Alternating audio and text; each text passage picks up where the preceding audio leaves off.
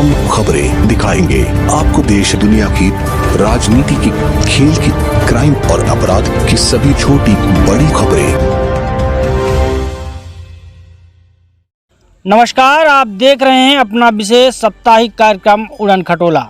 आज इस कार्यक्रम के 7वें एपिसोड में हम आपको दिखाएंगे लगभग 150 वर्ष से अधिक पुराने मंदिर का चर्चित इतिहास, साथ ही ग्राम बराव के नाम के पीछे की एक लोक वर्णित कथा। एक ऐसे मंदिर की कहानी जहां मंदिर में स्थापित है भगवान गणेश की प्रतिमा। तालाब की खुदाई में मिली गणेश की मूर्ति को स्थापित कर राजघराने से शुरू हुई पूजा, जहां रोज सुबह शाम शंख घंटों के बीच उतारी जाती है भगवान गणेश की आरती। जहां लगा रहता है भक्तों का तांता, वहीं वर्ष में लगता है 40 दिनों का भव्य मेला। अपनी मुरादें लेकर भक्त आते हैं भगवान गणेश के दरबार। रानी तालाब के जल से करते हैं जलाभिषेक, लगता है भोग, चढ़ता है चढ़ावा। आसपास के ग्रामीण क्षेत्रों में शादी ब्याह हो या हो घर में कोई शुभ कार्य, पहले आराधना करते हैं भगवान श्री गणेश की। अब भगवान गणेश के साथ भगवान शिव, माता पार्वती, माँ दुर्गा व शनिदेव का बन गया है भव्य मंदिर। जितना सुंदर गणेश धाम बराम का यह स्थल है, उतना ही भव्य मंदिर है। हम जिस स्थल की बात कर रहे हैं यह मऊगंज से बराव रोड पर 8 किलोमीटर दूरी पर स्थित है। इस मंदिर के पीछे कुछ चर्चित कथाएं हैं, जिसे हम इसका इतिहास भी कह सकते हैं।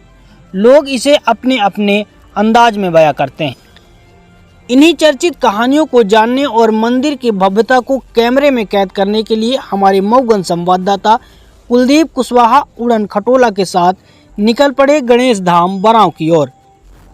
आइए अब आपको बताते हैं गणेश धाम बराव में विराजित भगवान गणेश जी की प्रतिमा से जुड़ी कुछ पुरानी बातें। मऊगंज में सेंगरों के किले पर बघेलों ने आक्रमण कर किले को नष्ट कर दिया, जिसके बाद सेंगर राजघराना विचराटा में निवास करने लगे। उन्हें सेंगरों से संबंधित बात लगभग 10 पीढ़ियों के पहले की है। विचराटा राजघराने की रानी साहिबा फूल कुमारी ने बराव में तालाब खुदवाना शुरू किया। जिस जगह पर तालाब की खुदाई की जा रही थी वह एक मैदानी क्षेत्र था। तालाब की खुदाई के दौरान तालाब का स्तूप में ही गणेश जी की अद्वितीय प्रतिमा निकली। जैसे ये खबर रानी साहिबा को लगी, उन्होंने तुरंत तालाब की खुदाई को रोककर पहले गणेश जी की इस प्रतिमा को निकलवाकर वहीं तालाब के पास ही स्थापित करवा दिया। फिर एक छोटा सा गणेश जी का स्थल भी बनवा दिया। इधर तालाब की खुदाई का कार्य पूर्ण किया गया और यही तालाब रानी तालाब के नाम से जाना जाने लगा।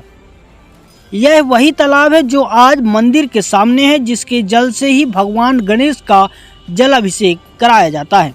स्थापित गणेश जी की प्रतिमा की पूजा शुरू हुई और धीरे धीरे जन सहयोग से मंदिर को भव्य बनाने की प्रक्रिया शुरू हुई। लेकिन इसी बीच तालाब की खुदाई में जो भगवान गणेश जी की प्रतिमा निकली थी वह चोरी हो गई। इसके बाद कई अन्य जगहों से कुछ मूर्तियां लाकर पुनः मंदिर में स्थापित किया गया।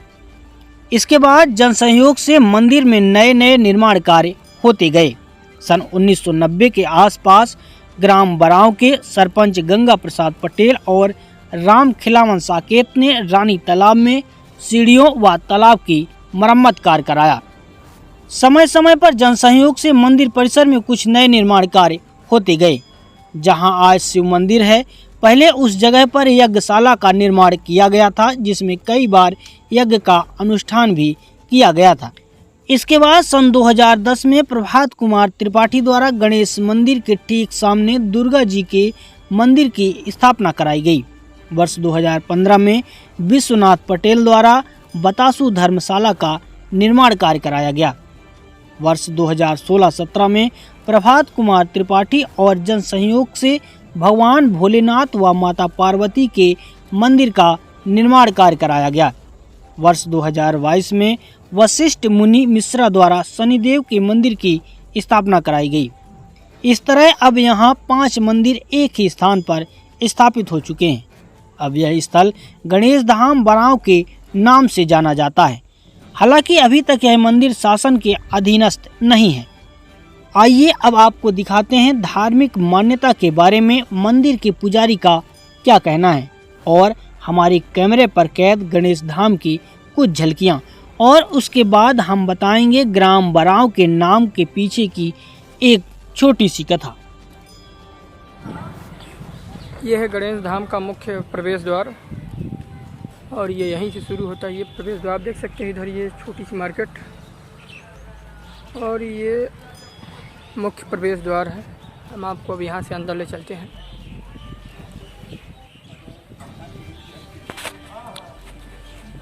यहाँ ये धर्मशाला है।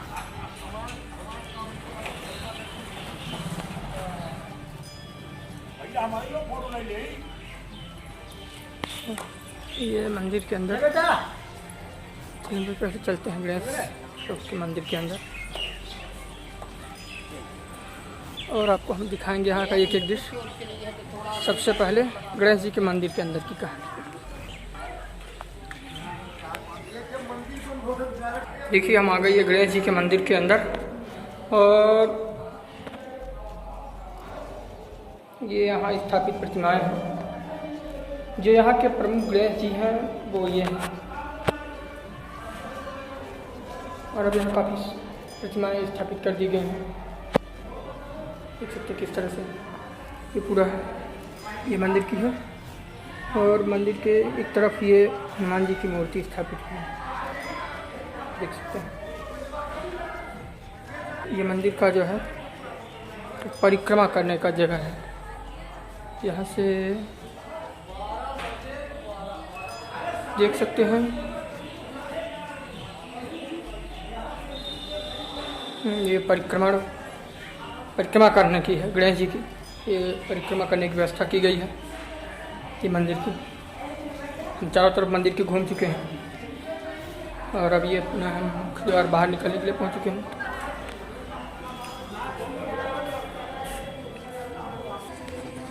और अब हम दूसरा मंदिर दिखाएंगे आपको, ये शिव मंदिर।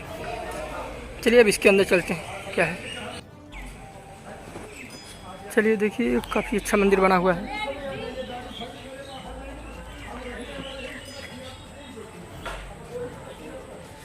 चलिए अंदर भगवान शिव का ये है शिव मंदिर, और शिव जी के मंदिर के अंदर है। और यहाँ स्थापित है ये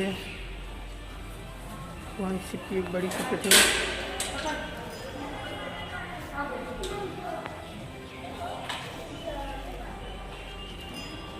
मंदिर के बाहर का दृश्य कुछ यहाँ से अंदर से इस तरह दिखता है।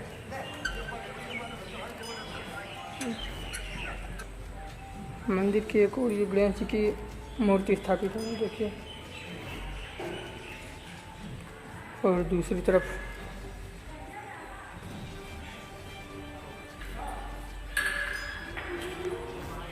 चलिए अब यहाँ के मंदिर की परिक्रमा की व्यवस्था वो भी देख लेते हैं। देखिए यहाँ कृष्ण कन्हैया की, और यहाँ से ये घूमने लायक इनका भी परिक्रमा करने की जगह बनी है मंदिर के अंदर। तो ये देखिए ये है माँ सरस्वती, और आगे हम घूमते जाएंगे तो यहाँ ये भगवान विष्णु, और आगे हम जब चलेंगे तो पूरी तरह से राम जानकी का।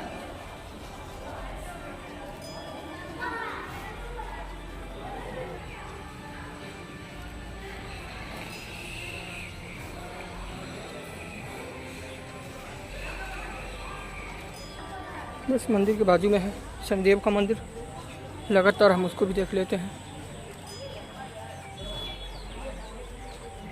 ये शनिदेव का मंदिर हुआ है, हाँ ये बस इसको भी हम देख लेते हैं। मंदिर के अंदर ये शनिदेव की प्रतिमा स्थापित है, आप देख सकते हैं। यह है शनिदेव के मंदिर का दृश्य, आप देख सकते हैं दिख रहा है। और ये बाजू में भगवान शिव का मंदिर। अब चलिए आपको हम माता पार्वती के मंदिर कि एक दृश्य दिखाते हैं। ये है माता पार्वती का मंदिर है ना। चलिए आपको अंदर दिखाते हैं इसके। ये मंदिर के अंदर ये माता पार्वती का मंदिर बना हुआ है जस्ट सामने, और हम इसका इस अंदर का दिखाते हैं आपको एक बार। यहाँ सीढ़ियाँ लगी हैं, सीढ़ियाँ चढ़ते हुए अंदर जाना पड़ता है। और यहाँ स्थापित है माता की प्रतिमा और माता पार्वती की है।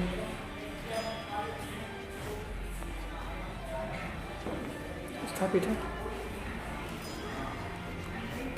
माता पार्वती के मंदिर से ये भगवान शिव की प्रतिमा मंदिर ये दिखता है, इस तरह दिखता है कुछ। और बाहर आने पर ये सामने माँ दुर्गा का मंदिर है।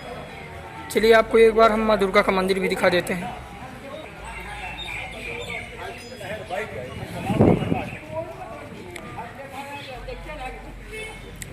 ये नहीं ये है यहाँ माँ दुर्गा की स्थापित है मंदिर में, देख सकते हैं आप।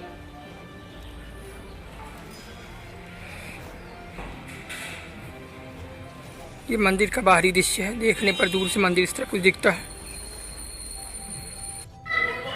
जैसे पंडित जी आज हम आपके ये गणेश धाम बाराओं पहुँचे हैं जी, और हम जैसा यहाँ देख रहे हैं कि यहाँ जो मंदिर बने हुए हैं उनकी स्थिति काफ़ी अच्छी है।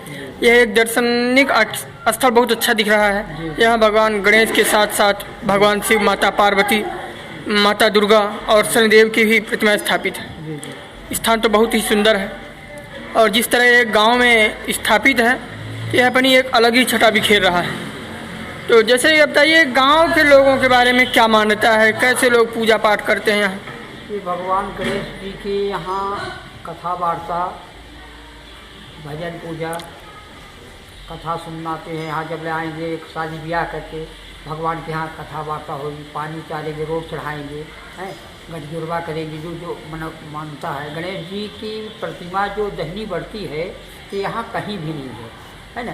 गणेश जी के नाम से गांव जाना जाता है, गणेश धाम बाराव, तो उन्हीं के नाम से आते हैं।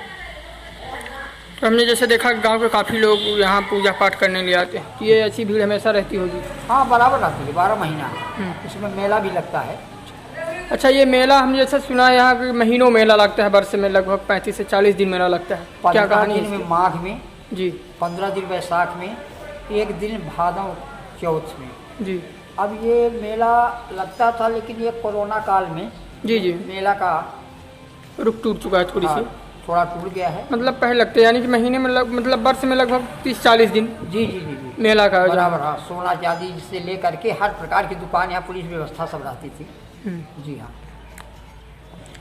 जैसे ये मंदिर की जो हम व्यवस्थाएं देख रहे हैं जी, तो ये मंदिर तो कुछ जन सहयोग से बने हुए हैं जी, जन से तो मंदिर काफ़ी बने हुए हैं जिसका हमने शिलान्यास भी देखा है। जी जी जी। तो यहाँ की मंदिर की साफ सफाई या फिर और जो व्यवस्थाएं हो रही हैं, इसका किसके सहयोग से, मुख्य रूप से किसके सहयोग से होता है? सहयोग से, जन सहयोग से होता है।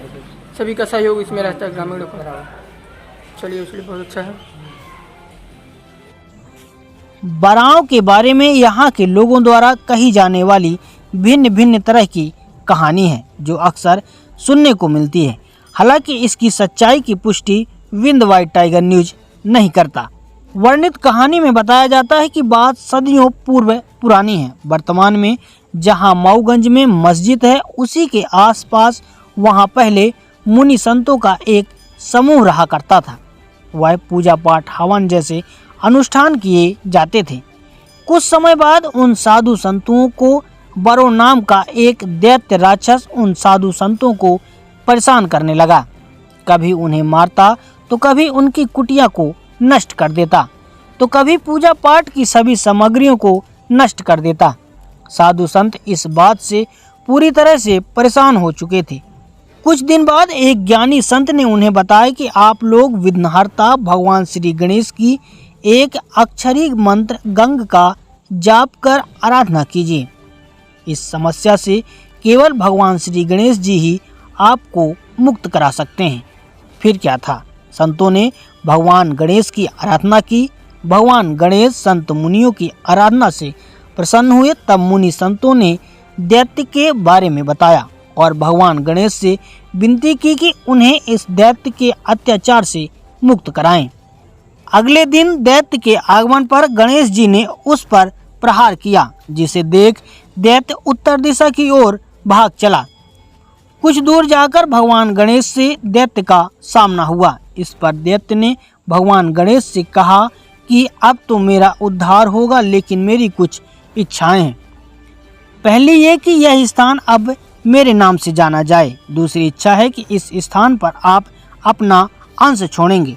भगवान गणेश ने दैत्य की इस इच्छा को स्वीकार कर उसका उद्धार किया और इन्हीं के प्रेरणा से वह स्थान बराव के नाम से जाने लगा। कुछ दिन बाद बोलचाल की भाषा के आधार पर बराव इसका नाम पड़ गया। उधर गणेश जी ने उसी स्थान पर दैत्य को दिए वचन के आधार पर अपना अंश छोड़ा।